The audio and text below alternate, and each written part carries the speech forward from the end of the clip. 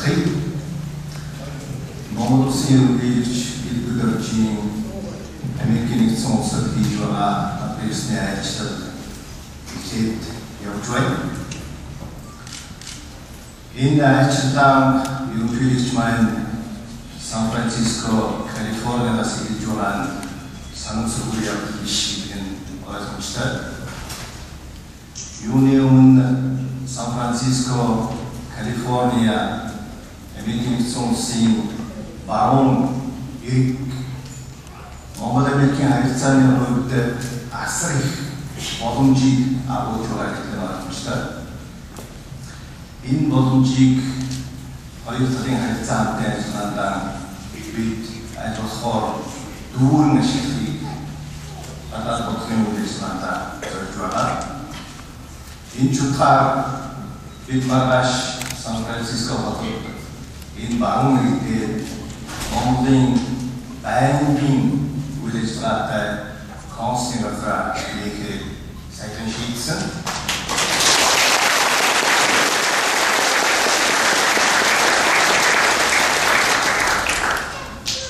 Энэ нөгөө нэг утгаараа бол иргэдтэй монголчууд та бүхэндээ үйлчлэгээ ойлгуулахын зорилготой бас дурдсан юм аа гэж байна. Сан Франциско Бэй Эриагийн монголчуудын холбоо анууд сурч ажиллаж амьдарч байгаа монголчуудын лиг ихээхэн идэвхтэй ийм бүрэлдэхүүн хэсэг. Бид энд ажиллаж амьдарч сурч байгаа монголчууд дээр бол бахад зүйл олон бий. Амьдлаа залруулаад их орныхон нэрийг зүрхэн дээрж энэ хадун илгээрээ хамгаалж байгаа улсууд та бүхний их олон бий.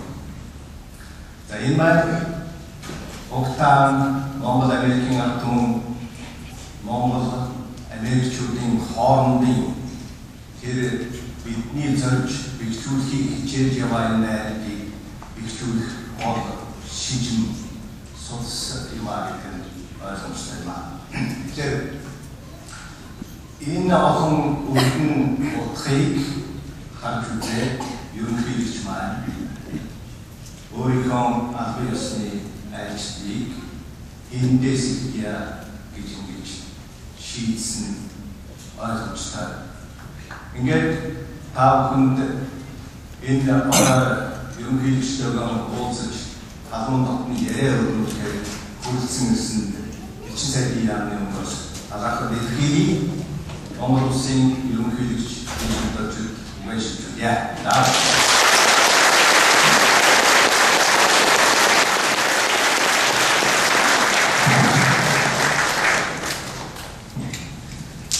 За та бүхэн энэ түмэн амгалан байлгаж хамгийн сайн сайхны бүсээр мэдчихье.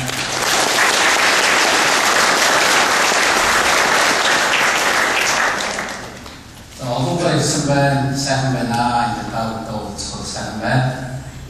Энэ уулзалтыг удаан хэлсэн гэж хэлж байна. Ерөнхийлөгчийн албан сонгогдоод одоо 2 жилийн ажиллаж байна. Энэ хугацаанд товчхон анхаарч ирсэн чиглэлүүдээс төвчөн хэлье гэж бодож байна. За үүний дараа та бүхэн зүгээс асуулт тодорхойлох зүйл нэгэн бас хандаж хэлж ярих санаа байгаа гэж бодож байна. Энэ сонси өнөөдрийн энэ уулзалтанд байгаа улсуудыг та бүхэн сайн мэдж байгаа байх. Репортажын сайт, заншилтын сайт байна, хэлцээний сайт. За ардчилсан намын хурал дэх бүлгийн дарга сайн бүлгийн оролцож байгаа. За манай гадаад бодлогын зөвлөх бүрүүсэн байна.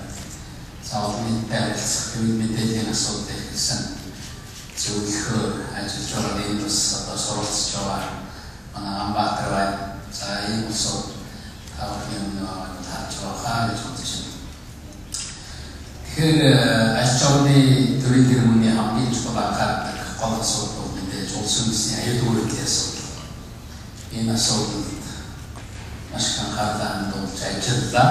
Өнгөрсөн хугацаанд хамгийн гол нэг хийсэн ажил бол аюулгүй байдлын үндэсний их хуралдаа ярьж шинжилсэн.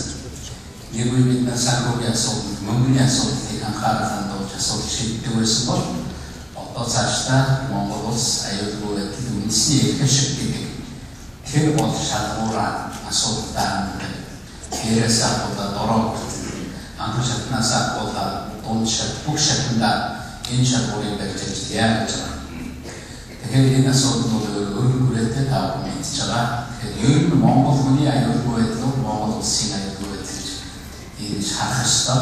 Дээрээс нь үндэсний аюулгүй байдлын зөвлөл гэж манай улсад байгаа. Ерөнхийлөгч хурлын дараа ерөнхий сайд ордог.